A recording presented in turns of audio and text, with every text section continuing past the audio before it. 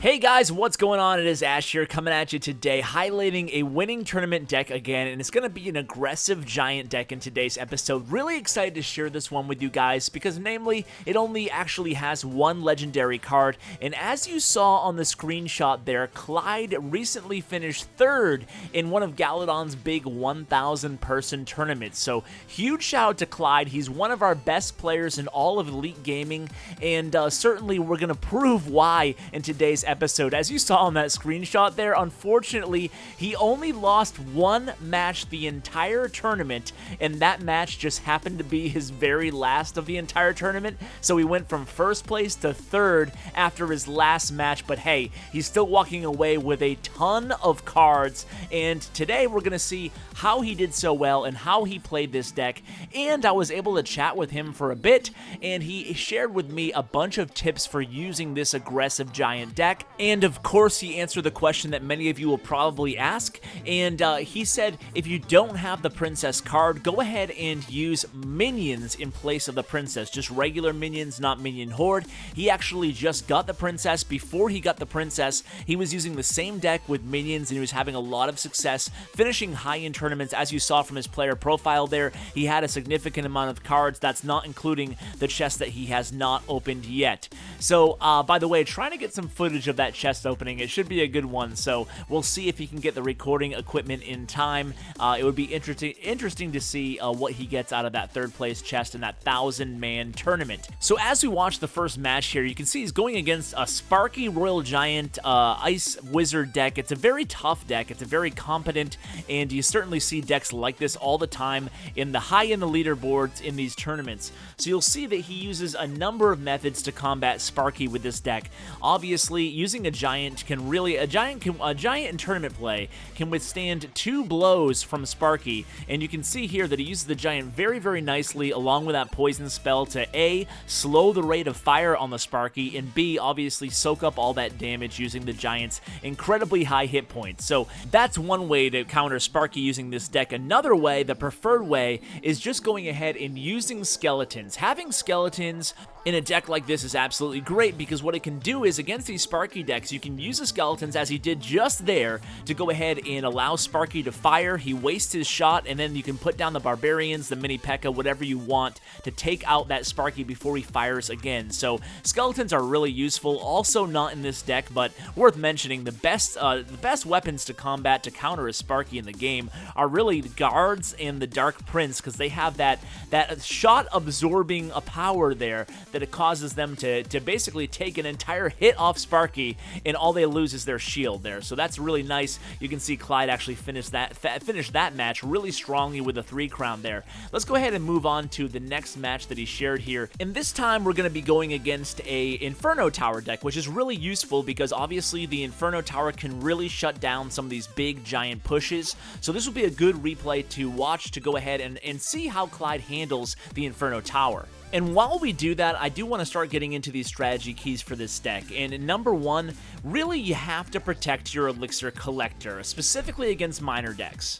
So against a minor deck, obviously this really goes with any deck, but especially with this deck, since that's the deck we're focusing on today, you really need to protect your Elixir Collector against these minor decks. So you have 2 weapons to go ahead and do that. Your first weapon is the mini P.E.K.K.A. Your second option is going to be Barbarians. A distant third option is going to be your Giant, but either way you have to protect the Elixir Collector, especially against these minor decks. You need the Elixir advantage, and the minor trade for the Elixir Collector obviously is a bad one, so you can't allow them for the cost of 3 Elixir to take out your entire Elixir Collector. Again, that goes for any deck. You do not want minors to take out your Elixir Collector. You have to defend your Elixir Collector. That's really important. It's not a value trade to lose Elixir Collector to a minor in any circumstance. So that's really that's one of the huge keys to this deck. Protect your Elixir Collector and know where to place it at all times.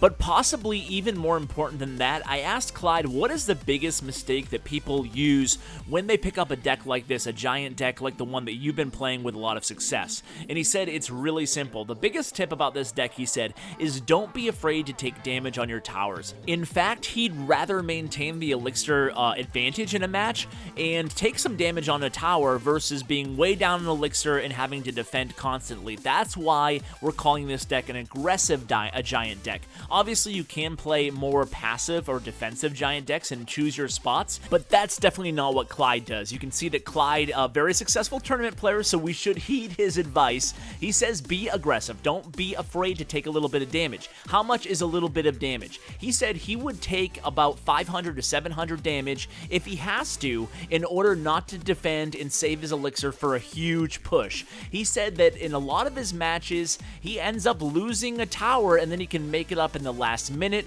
or he can make it up by building up that elixir collector advantage later in the match and then coming on really strong. He gets a lot of 3 crown victories with this deck. It's a really strong deck once you learn how to use it.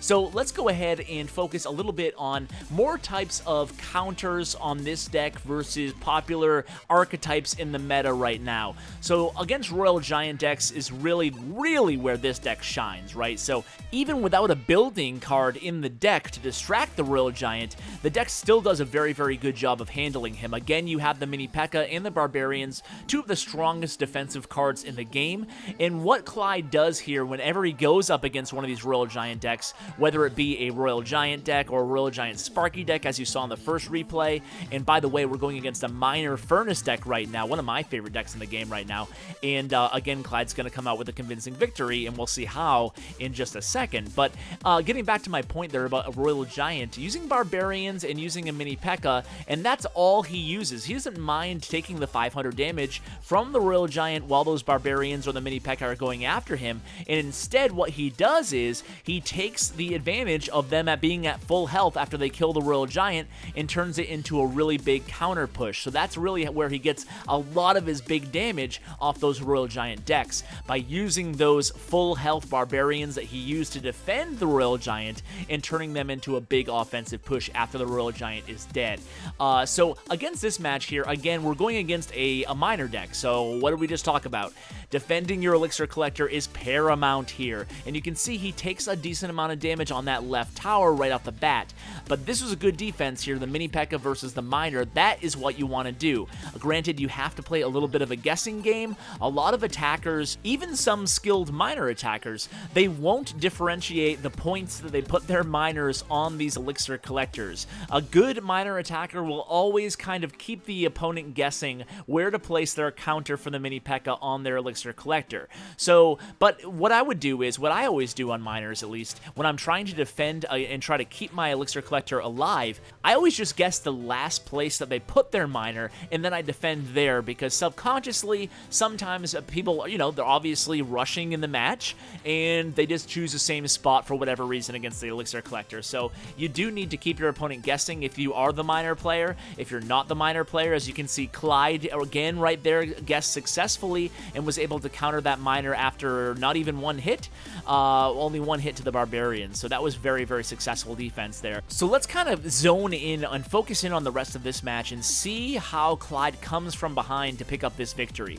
So obviously he does have the elixir advantage right now. He has 2 collectors on the board. He has to be feeling pretty good about that. And here's one of his big pushes here with the Giant, the Mini P.E.K.K.A., and then the Princess. Obviously, you have the Giant, a huge hit point meat shield. Then you have the high DPS of the P.E.K.K.A. with every swing it takes down tons of damage. And then you have the Princess essentially defending whatever the counter is going to be to the Mini P.E.K.K.A. and the Giant coming in behind. And you can see there, he did a decent amount of damage to that tower. In fact, he took it down with the last shot from the Princess there. So very good job there on Clyde's part. And actually, he's going to run out of time here. The opponent, I should say, is going to run out of time, not even going to have the opportunity to go ahead and even things out. So a nice come from behind 1-0 victory here. Clutch 1-0 victory. All thanks to that big push that he was able to go ahead and orchestrate, thanks to having those 2 elixir collectors and having that huge elixir advantage on the board at that time. So let's go ahead and end with one more replay here. This time it's going to be against another Giant Sparky deck. So it's very important to learn how to counter Sparky no matter what deck you're using, and it's going to kind of bring me to the third strategy key of this deck. The first being that you should know how to protect your Elixir Collector in this deck. The second being that you shouldn't be afraid to take some damage. In fact, it's an aggressive deck, so don't be afraid to take a little bit of defensive damage for an offensive push. And the third is you need to know, especially with this deck, how to adapt. Another reason that Clyde is usually down in Elixir is because he figures out what the opponent is running. Once he figures out what his patterns and trends are in dropping the troops, he alters his play to start countering it.